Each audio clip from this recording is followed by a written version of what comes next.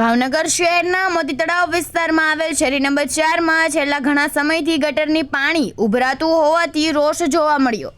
ભાવનગર શહેરના મોતી તળાવ શેરી નંબર 4 માં છેલ્લા લાંબા સમયથી ગટરનું પાણી ઉભરાતું હોય અને અવારનવાર મહાનગરપાલિકામાં રજૂઆત કરવા છતાં કોઈ નિવારણ ન આવતા સ્થાનિક લોકોમાં ભારે રોષ જોવા મળ્યો અને સ્થાનિકના ઘર અંદર ગટરનું પાણી ભરાઈ જાય છે। જ્યારે લોકોને સારો પ્રસંગ અથવા મોડો પ્રસંગ હોય તો પણ પાણીમાંથી પસાર થવું પડે છે અને નાના મોટા સૌને રોગચાળો વારંવાર થાય છે। જ્યારે આ સ્થાનિક લોકો દ્વારા ચીમકી પણ આપવામાં આવી હતી કે હવે નહીં થાય તો ગાંધી ચીધિયા માર્ગે આંદોલન પણ કરશું અને મહાનગરપાલિકાનો ઘેરાવો પણ કરીશું।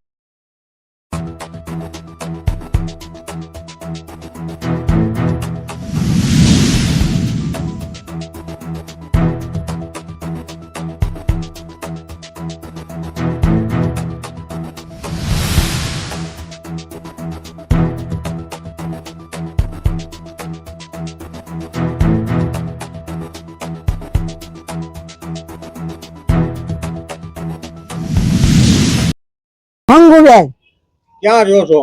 આ શેરી 4 નંબરની શેરીમાં શું પ્રશ્ન છે? આ બધો પ્રશ્ન આ શેરી ગટર નથી છે। હેરાન બહુ થાય, મારો જીવ આત્મા પડી ગઈ છે અમારા ઘરમાં। આ વિશે પ્રશાસનને જાણ કરી? હે કેટલી જાણ કરી? આમ તો આ વિડીયો જોયા ફોનમાં, કઈ સારું કરતા નથી। આ વિશે શું કહેવું છે તમારે? આ કે તો બે વર્ષથી હેરાન તો વધુ હેરાન થયા અમે। આ વર્ષથી તો વધુ હેરાન થયા, 2 મહિનાથી તો વધુ હેરાન થઈ અમે। બોલો, હેરાન ગતિ બહુ છે। બોલો, નામ નસીમબેન ગુલામ હુસેન મંદરા, મોતી તળાવ 4 નંબરની શેરી। આ કેટલા વર્ષોથી આમ નમે છે, આ ગટરનું પાણી 24 કલાક નીકળે છે। અહીંયા અમારે પ્રમદી મયત થઈ ગયું, 108 અંદર મેકવા મયત ને ન આવ્યું, મયત અમારે આમને ઉપાડીને બહાર લઈ જવું પડ્યું અને મયત ને આમને કાઢી જવું પડ્યું અમારે પાણીમાંથી જ ત્યાં। અને કોર્પોરેટર ને કોઈ ધ્યાન જ નથી દેતા। કોર્પોરેટર ને કહી તો એમ કે આવશું, હરિયા મારવા વાળા આવે તો 2 ટાંકી આગળ ખોલીને વયા જાય છે, કોઈ કઈ કરતા નથી। ગાળ કાઢવાળાને બોલાવી તો એમ કે આવી છે ગાળ કાઢવા વાળા, ત્યાં ફરિયાદ લખાવા જાય છે ત્યાં ફરિયાદ કોઈ લખતું નથી અમારું। 2 દીએ 4 દીએ એકવાર આવે છે, આખા લત્તામાંથી 6 થી 7 જાય છે ફરિયાદો, પણ કોઈ આવતું જ નથી ગટર સાફ કરવા। અત્યારે અમારા ઘરમાં પાણી ગરી ગયા છે, છોકરાને ડેન્ગ્યુ મેલેરિયા થઈ ગયા છે, બાળકો કેટલા આમ માંદા પડી ગયા છે। આનું અમારે શું કરવું? બાળકો માંદા પડે તો અમારે શું કરવાનું? એની જવાબદારી કોણ લેશે? કોર્પોરેટર એમને 2 વર્ષથી કીધું છે કે નવા ભૂંગળા નાખી દે, પણ કોઈ ભૂંગળા નાખવા આવ્યું નથી। કેટલા વર્ષોથી આમ ચાલુ જ છે પાણી। હવે કેટલી વાર અરજી દઈ આવ્યા છે, ત્યાં લખાઈ આવ્યા છે, આવશે કરે। સાબુભાઈ મેર આગળ ગયા હતા, જોઈ ગયા, કોર્પોરેટર એકવાર જોઈ ગયા, એને વર્ષથી થયું પણ હજી કોઈ ધ્યાન દીધું નથી। અહીંયા અમારે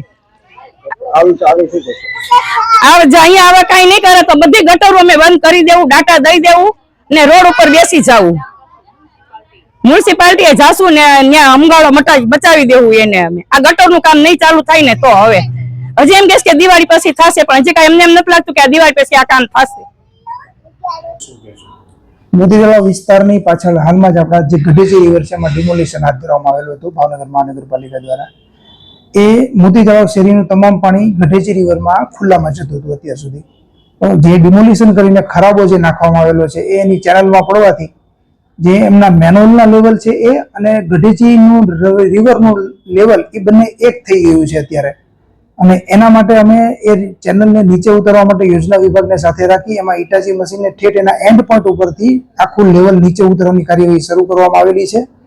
એટલે હવે એને ટૂંક સમયમાં અમે લેવલ નીચું કરી જવાથી આ ડ્રેનેજનું પાણી એમાં ખુલ્લામાં જ જાય છે, પણ ત્યાં અમારી હમણાં ડ્રેનેજ લાઇન પણ નખાઈ છે, જે યોજના વિભાગ દ્વારા મેઇન લાઇન નાખવામાં આવે છે।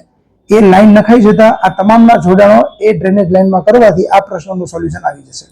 જે ગઢેચી પ્રોજેક્ટનું કામ થોડા દિવસ પહેલા જ લેવામાં આવ્યું, એટલે થોડા મહિના પહેલા આ પ્રશ્ન અગાઉથી એટલા માટે જ હું આપને કહું છું કે ગઢેચીનું જે રિવરનું જે એક્ઝિસ્ટિંગ બેડ લેવલ છે, એટલે જે પાણી ચાલે છે એ લેવલ અને અમારી ડ્રેનેજનું લેવલ એ બંને એક લેવલ ઉપર છે, એટલે પાણીને જવાનો રસ્તો નથી મળતો।